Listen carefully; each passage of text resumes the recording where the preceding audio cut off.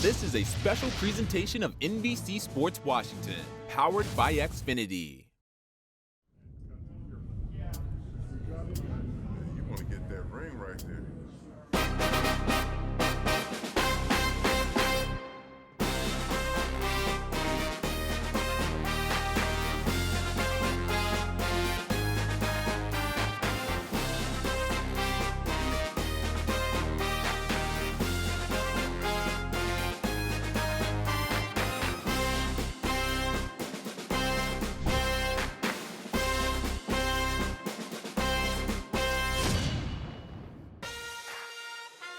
Season it has been for the Redskins quarterbacks as Case Keenum began the year as the starter at QB.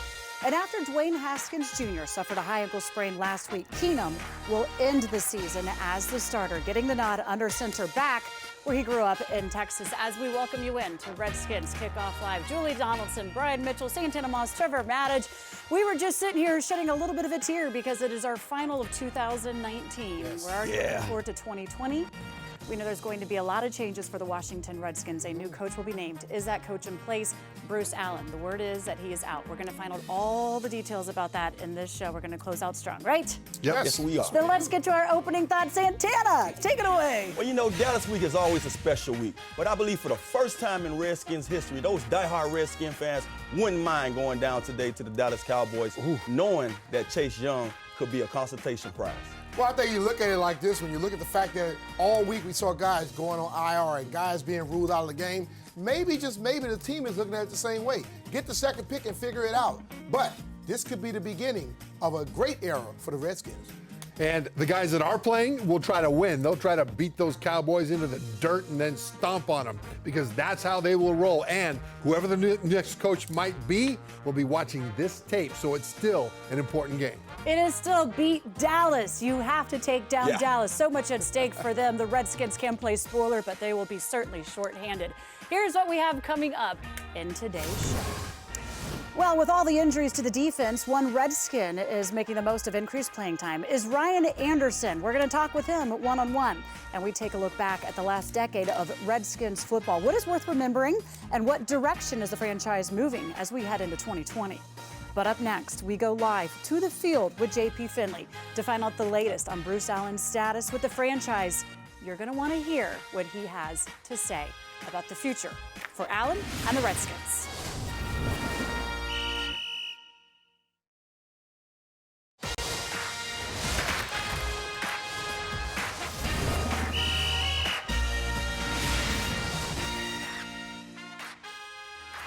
And here we go on Redskins Kickoff Live. It is the final game for the Washington Redskins. Does that also mean the final game for Bruce Allen? We have the latest on his future as team owner Dan Snyder is making some big decisions on his front office, on the coaching staff, as the team is trying to play spoiler for the Dallas Cowboys ending their season. Well, it comes to an end. Arlington, Texas is the location. Jerry World, AT&T Stadium is the site. Redskins will wrap up a disappointing year and then have a very long, crucial offseason to try and fix some of their issues. We're going to waste no time and go straight out to Texas and bring in our Redskins insider, JP Finley, presented by Oarsman Automotive of Virginia. JP, there have been rumors for quite a while that this could very well be the end for Bruce Allen. You were the first to break the news that by Monday morning he will be out. What do we know that went into this decision, when exactly it will be made, and what the team owner is thinking?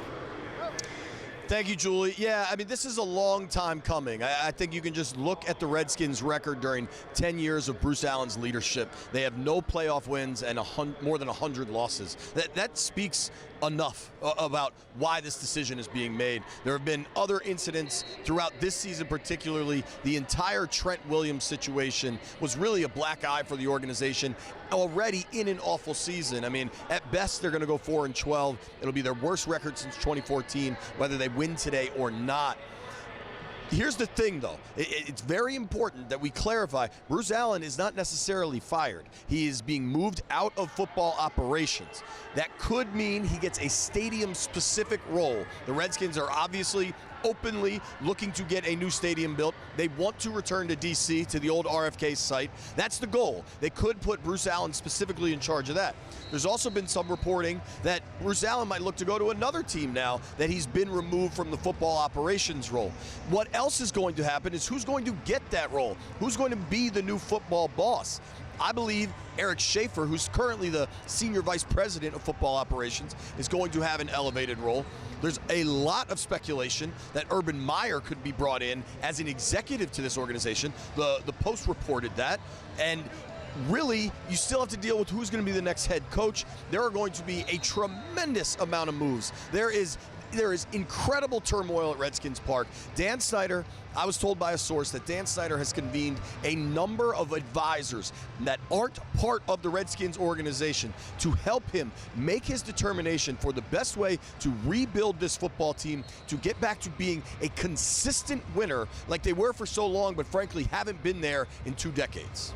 So you mentioned that he could be out of or is out of football operations, but still in the building if that happens. And there, imagine there's going to be a little bit of confusion on whether or not how much he may be involved, because we've seen this when they brought in Scott McCloughan, and of course we all know how well that ended. Why would this be different than that? It's a fair question, Julia, and we won't know until we see what happens tomorrow morning and this week. I think it's clear, though, once Dan removes Bruce from football operations, that he can't go back there.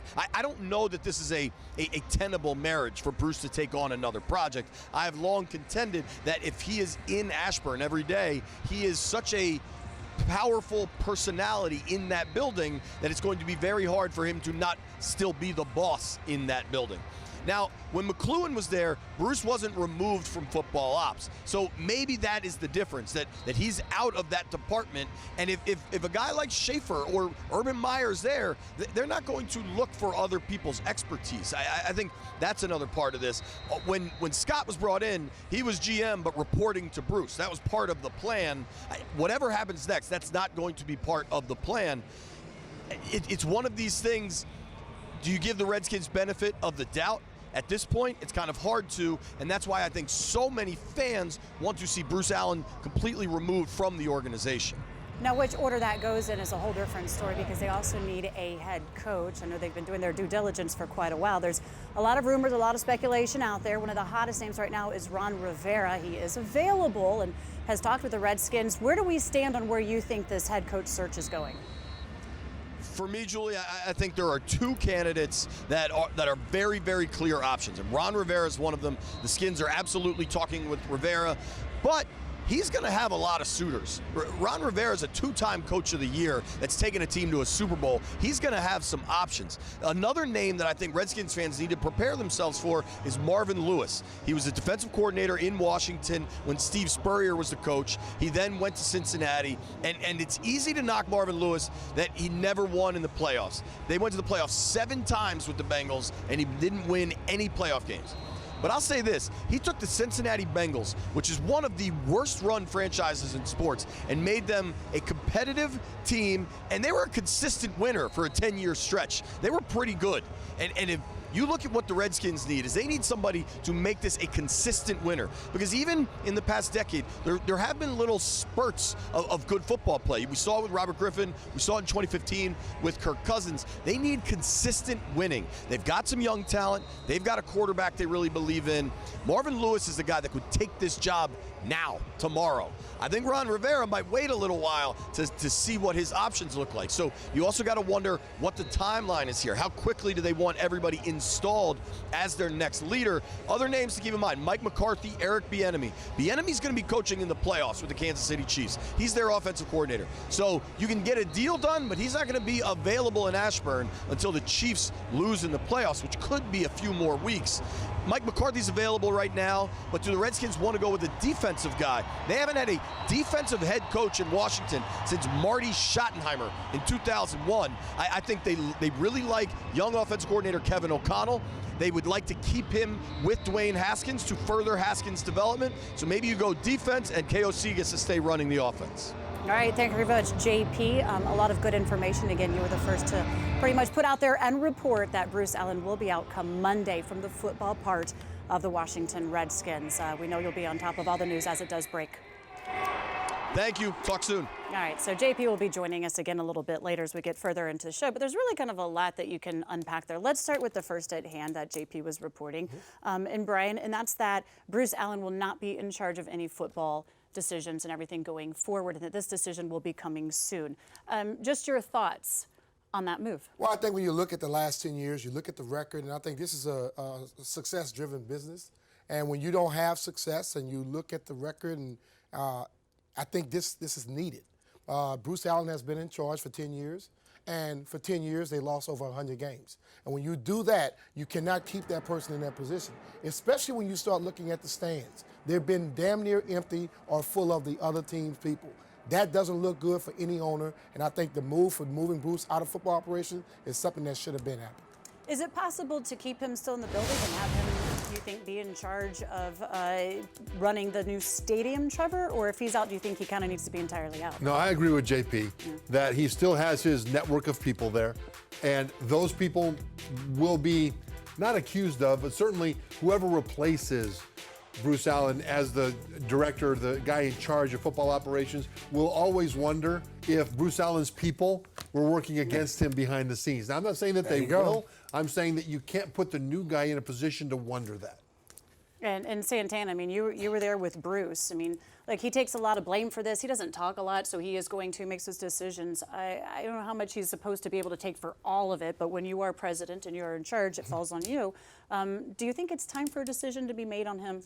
Well, I'm not sure if it's time or not. You know, I'm not in the building, and I guess from the outside looking in, anyone would say yes. We haven't had any success in the last few years, the last 10 years rather. You know, only 2 playoff berths in the last, decade. So, but when you say taking out of football operations, the next guy you bring in needs to know that he has full authority. He don't want to be in a situation, like McLuhan, that have to worry about a guy breathing down his back. If something goes wrong, he has to worry about, oh, Bruce is still around. He can make changes. So that's going to always, ring a bell in everyone's mind when you hear, okay, he's going to be removed from these operations, but where will he go? What is his job? What is his responsibility when that next person comes in?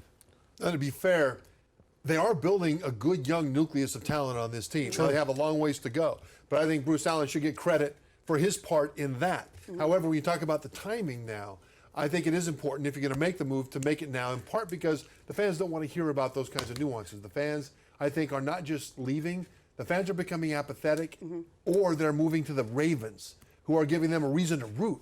They've got Lamar Jackson up there. They're #1 seed in the AFC in the playoffs. There's a lot of excitement, and they're just 45 minutes up the road.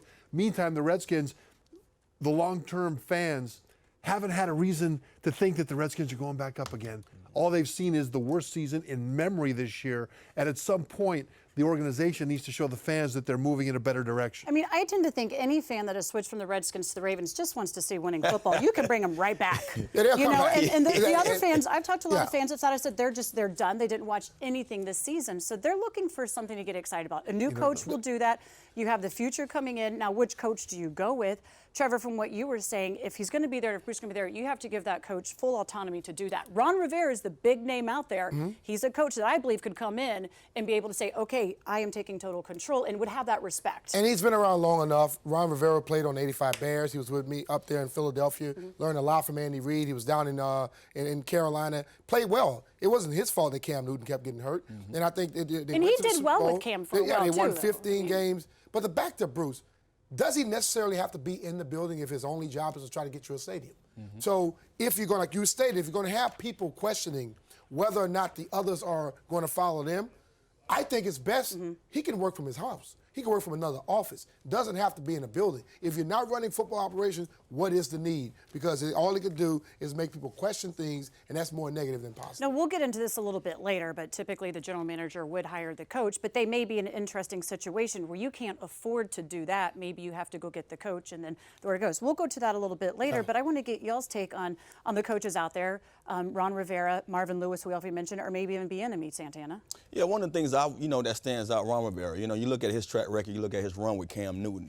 When you have a guy of a talent like Cam Newton, if any coach can make that, style of play a championship, bring it to a championship level, then you have to take him into consideration. I think he did a fabulous job until he had to deal with those situations of having his quarterback not be there at times. And that's hard for anybody. So he stands out to me. You know, then you say, you know, Marvin Lewis, and you see his track record. One of the things that you want here, you want an opportunity. You know, he took the Cincinnati Bengals to the playoffs 7 times. The last decade, we went, 3 times? The last 2 decades, 3 times that I remember. So, and I was on both of those teams. So I believe that any coach that has a chance, that have shown that he can, you know, be a great coach in this level or in this league, deserves the opportunity, and those 2 coaches stand out to me. Yeah, I think that current interim head coach Bill Callahan deserves at least fair consideration. I mean, he has taken an organization that on the field, the players looked like they had checked out. I don't think they did, but I don't think they were prepared in a way to be able to maximize what they were able to do. And Callahan got them reorganized and refocused, and you could see that on the field. And keep in mind that he is a Super Bowl head coach with the Raiders. I think he deserves consideration. But really, if I'm a player in that locker room, I want my head coach to be able to do 2 things.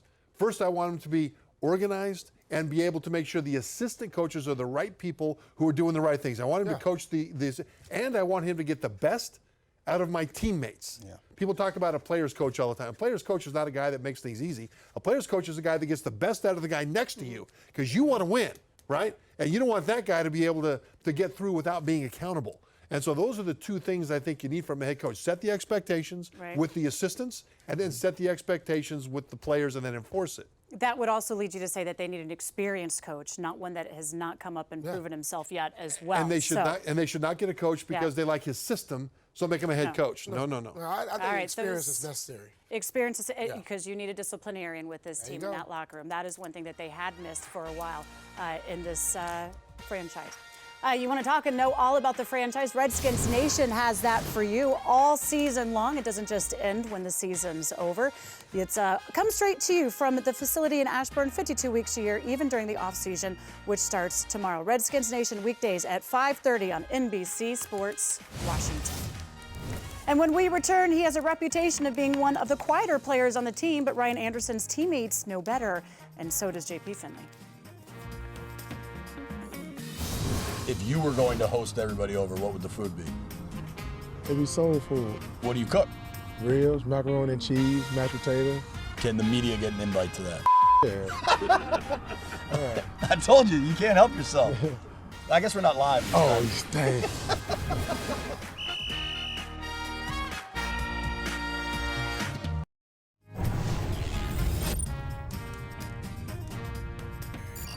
Well, as soon as the Redskins and Cowboys wrap things up on the field, flip back to NBC Sports Washington for Redskins Post-Game Live. The 4 of us have all your post-game reaction analysis that you need. It is our very last show of 2019. We'll be looking forward to 2020. And when you do look forward to 2020, it starts with this player. Dwayne Haskins Jr. is not playing in the game. As you see, he had suffered a high ankle sprain and is on the field making the trip with his teammates, but wearing a boot. So it's going to be Case Keenum that will be leading the team today. A lot of work will be needed to be done on defense. Ryan Anderson has seen the field a lot more recently. Over the first 11 games of the season, Anderson played on over half of the defensive plays only once. He's done it 3 times in the past 4 weeks. And he had a big game against the Eagles 2 weeks ago when he forced 3 fumbles. JP Finley caught up with the 3rd-year linebacker earlier this week. What's been going on with your play on the field? Is it more opportunities? Is it you starting to see things more clearly? Why is now your time? I would say it's a little bit of both. You know, with the opportunity coming, I get to get a better feel for the game. You know, with more reps, I can feel guys out. I can feel, you know, teams out and knowing what they're doing, and kind of use a lot of the stuff I put in like throughout the week, like tendencies and different other little hits like that. So it's pretty much all, like you say, just the opportunity. It's not just sacks though, because you're also getting to the ball. I mean, with pretty ridiculous regularity. Is that something you pride yourself on, you strive to do? Yeah, no doubt. You know, that's how I've been since I was in, you know, high school. You know, my high school coach taught us like that all the time, you know, get the ball out. And in college it was the same thing. So most of the times, like, if I can get there and I feel like I can get it out, I'm going to try to. You know, it don't always come out, but if it's a chance to get it out, get it out. After the Packers game, I wanted to interview you, and you were like, no, because it was a loss. After the Eagles game, How hard has it been for you, a guy that hates losing like few I've ever seen this season?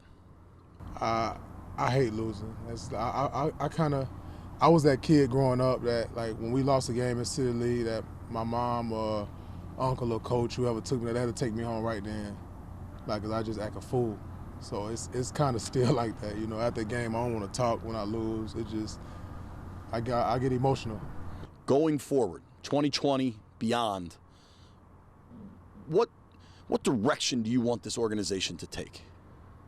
You know, anybody, you know, I would say, you know, we want to take that next step. You know, we got a lot of great players here, and it's time for, it's time. You know, the guys want to be elite, and it's time for us to be an elite team, you know, even if it's, just the defensive side of the ball. I'm like John, Payne, Matt, all those guys that's on this defense now, they're ready to be that elite group. No matter what happens with offense, special teams, we want to be that type of unit that when you come here, you're gonna get smothered.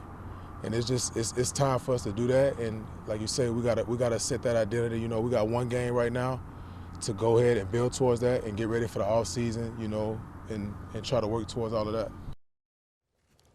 Definitely underperformed heading into the season. There was so much hype that this defense was going to be a top 10 defense. And you look at where they finished, 25th overall, 29th against the run. It just seemed to, as weeks went on, the defense kind of seemed to have even more issues. Santana, when you do look at the defense, is there something to buy into for 2020?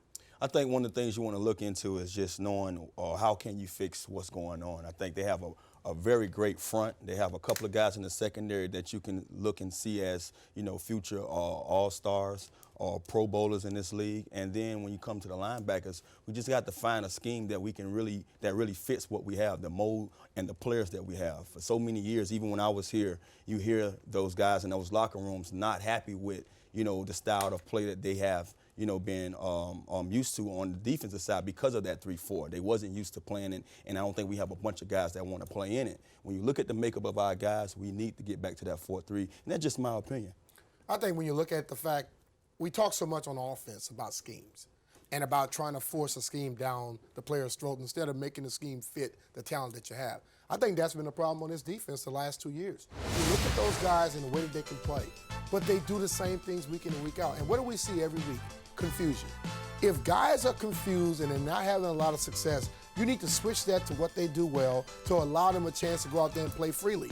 Right now, I think guys are thinking a little bit too much, and maybe a new voice on the defensive side can change things. Well, we're alluding to the fact that Greg Minuski will be gone. I'm kind of believing most all of the coaches will be gone. We don't know that for certain. We'll have to wait and see for that. But Trevor, do they have the personnel? I mean, obviously you have to have a personnel for a 3-4. Is this going to all of a sudden just switching to a 4-3 be like a magical trick and they'll perform better?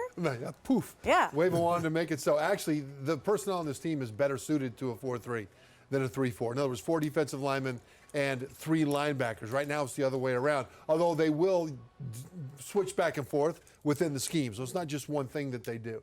But the thing is, one of their most promising young linebackers is Cole Holcomb, rookie out of North Carolina.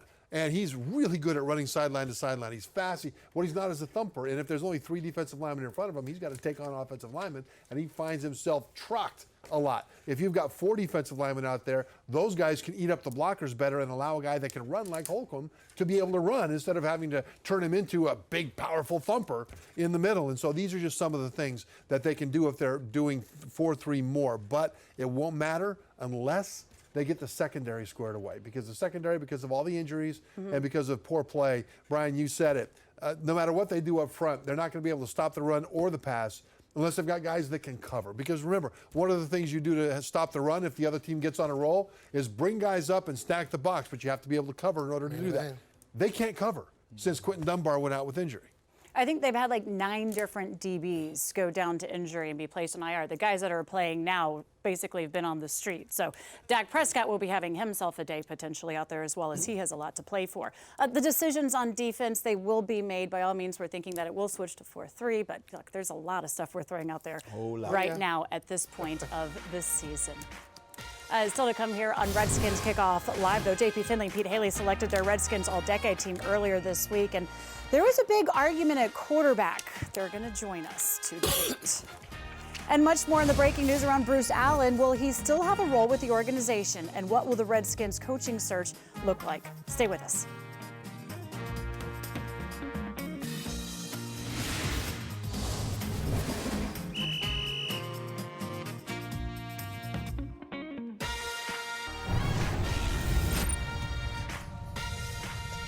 Recapping our top story, our JP Finley is reporting that Bruce Allen is out when it comes to player personnel and roster construction.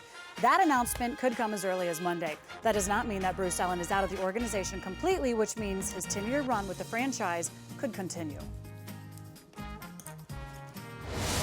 Bruce Allen was hired in 2009, a move hailed as a smart step forward for Redskins owner Dan Snyder.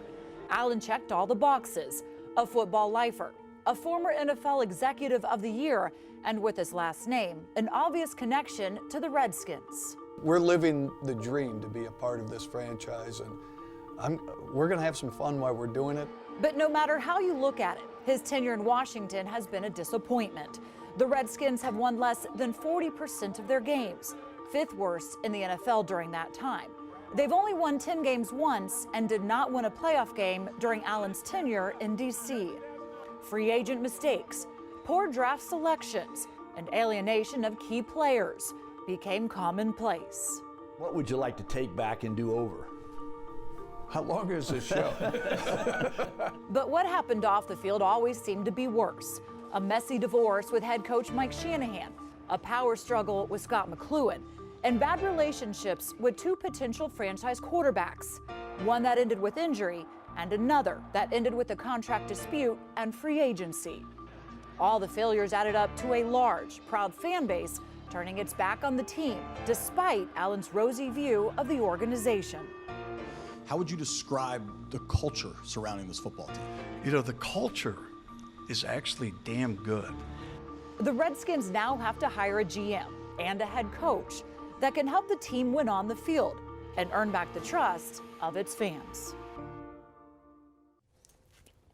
So here begs the question that we were kind of touching about a little bit earlier. The general manager, the head coach, ideally you're having to get both here for this franchise. And you would hire the general manager first over the head coach. But there's a situation where this team could have their head coach come in, that decision being made very soon.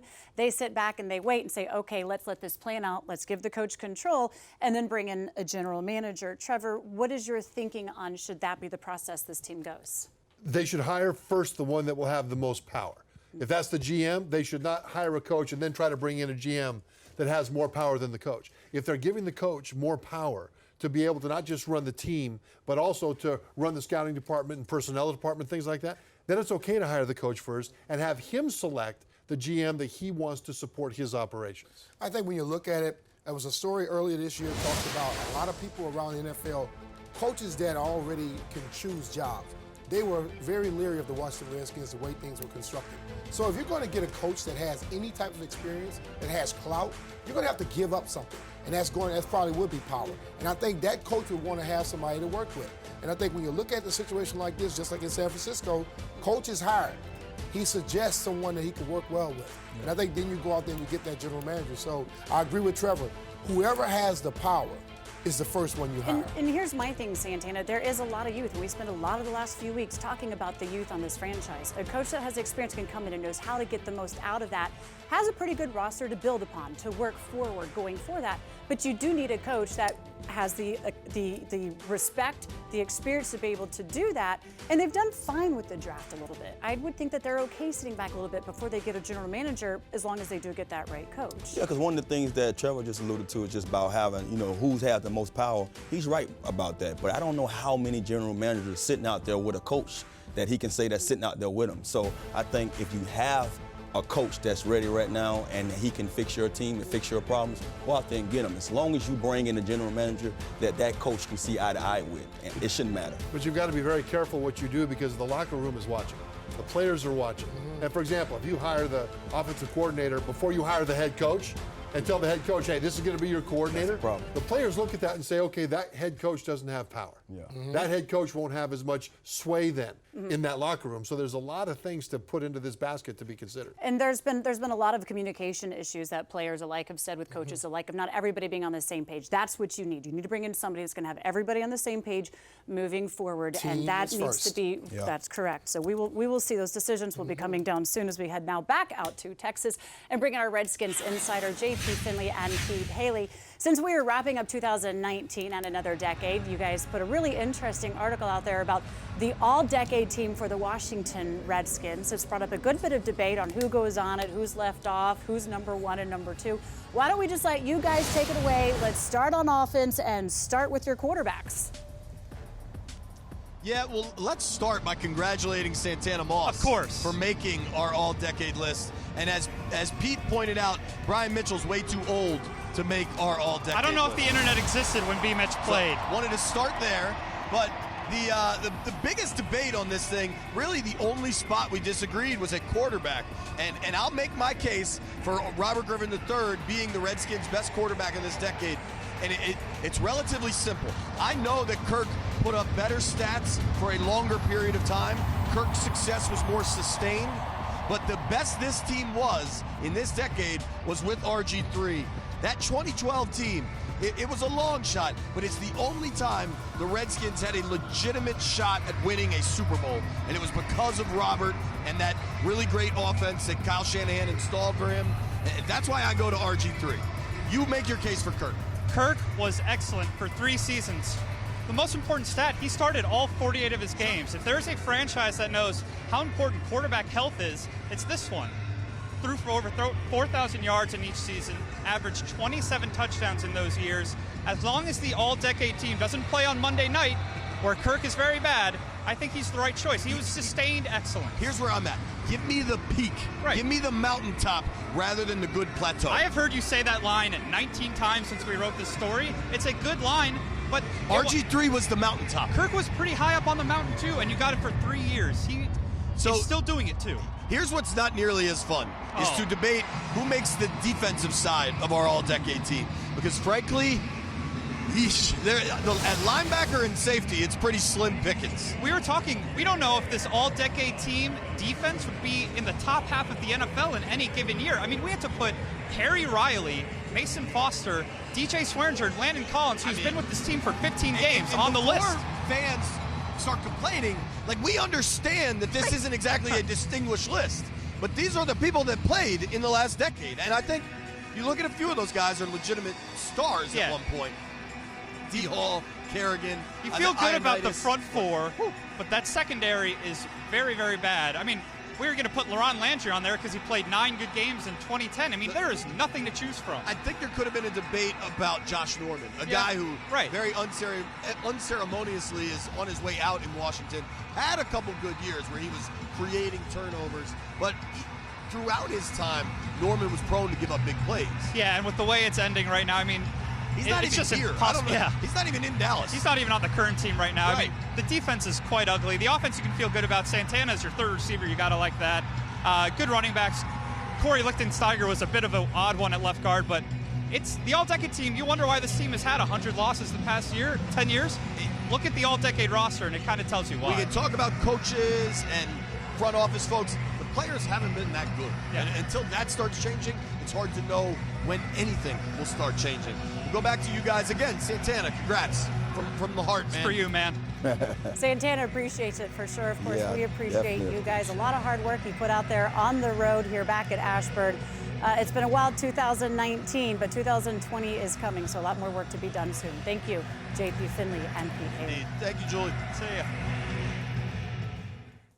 Just a calm spirit, confident spirit. You're not really a vocal leader. You like that? You like that? You like that? You like that? You like that? You like that? You like that? Shake! Let's go, baby! You like that? You like that? You gotta like that, right? You like that? I do. So stupid. I'm not doing that. Looking back at the last decade of Redskins football, who could forget the "you like that" craze of 2015? Kirk Cousins' best season in Washington. The huge comeback over Tampa jump-started the team on their way to a division title, and Redskins clinched the East that year with a win in Philadelphia, their second NFC East crown of the decade. Their first division title came in 2012. It was the year of Robert Griffin III. He was the biggest story in the NFL, not only locally, but nationally as well. From his 76-yard touchdown run against Minnesota to the 4 TD passes against the Cowboys on Thanksgiving, RG3 electrified Washington on the way to winning Rookie of the Year. But we all know what happened next. In the first round of the playoffs against the Seahawks, playing on an already injured knee, Griffin tore his ACL. He would never be the same player after that. He fought with coaches. He would be benched in 2014 and was out of the organization a year later. And with that, it is time for Players Only, as we want to know your biggest takeaways from the past 10 years for the Redskins, and where do you think the franchise is headed in 2020? Brian, well, I'm sure a lot of people are not happy with a lot of things happening over the last 10 years. I would just say that Pete Haley won't exist once I get some hands on him. But as you look at the last 10 years, there was some successful things. I just listened to JP say that they had to have players. I think if they had players, they didn't have a lot of scheme to get them where they wanted to go. This team did show some glimpses and some flashes, but they didn't get there. As you all look at the last 10 years, what's the story?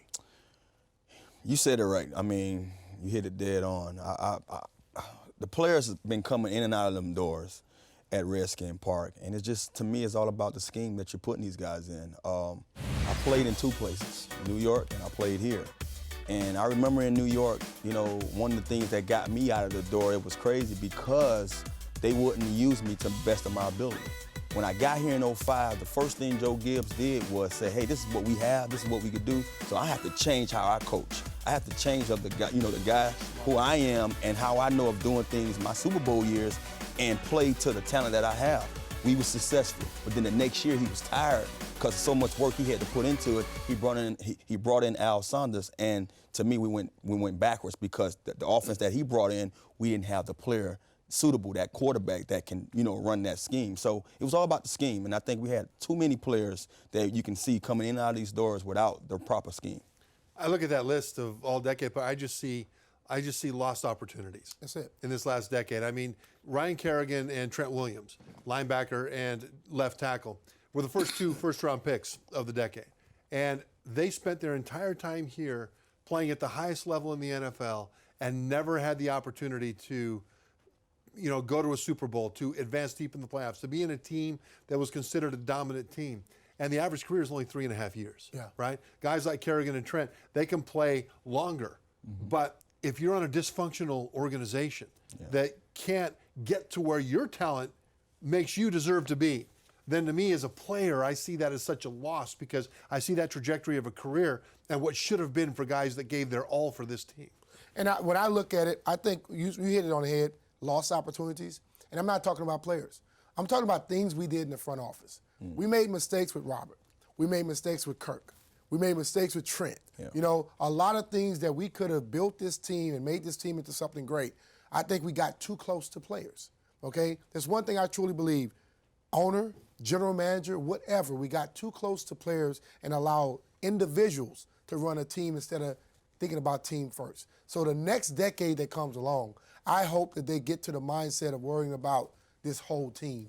If we can do that, as I stated earlier, a good era for the Washington Redskins could be coming because the moves that's going to be made on Monday, and I think the people you start bringing in, the schemes you run, it'll bring along success. So back to you, Jules. All right, thank you, guys. I just have to say, it goes by so fast. I can't believe we're at 2020 and starting a new decade. Oh, yeah. Pleasure working with you guys for 2019. We still have more to get to, though, here on this show. Congratulations again, Santana. Well, you think it's been a rough year for the Redskins? It's been even worse in Dallas. The Cowboys team with Super Bowl expectations could be eliminated today. Will there be a big shakeup ahead?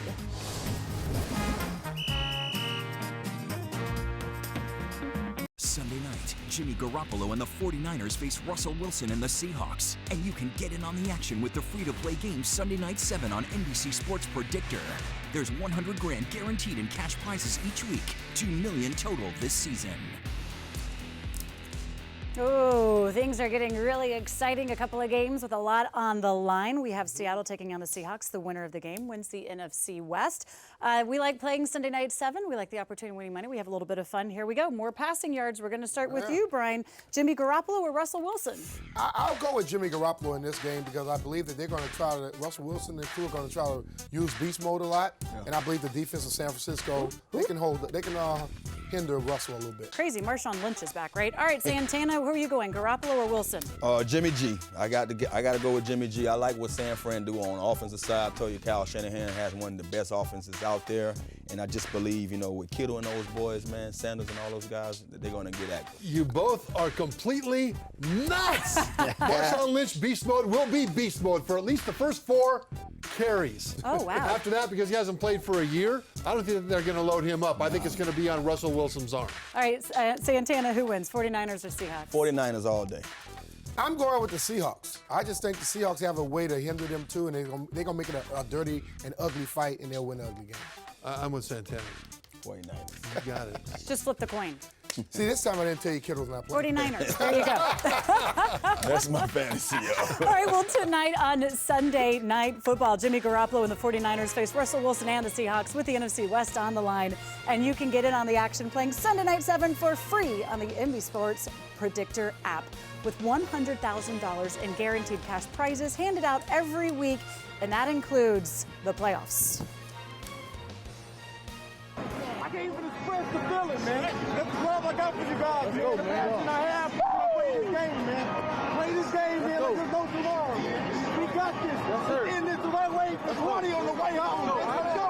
Hands on 3. 1, 2, 3.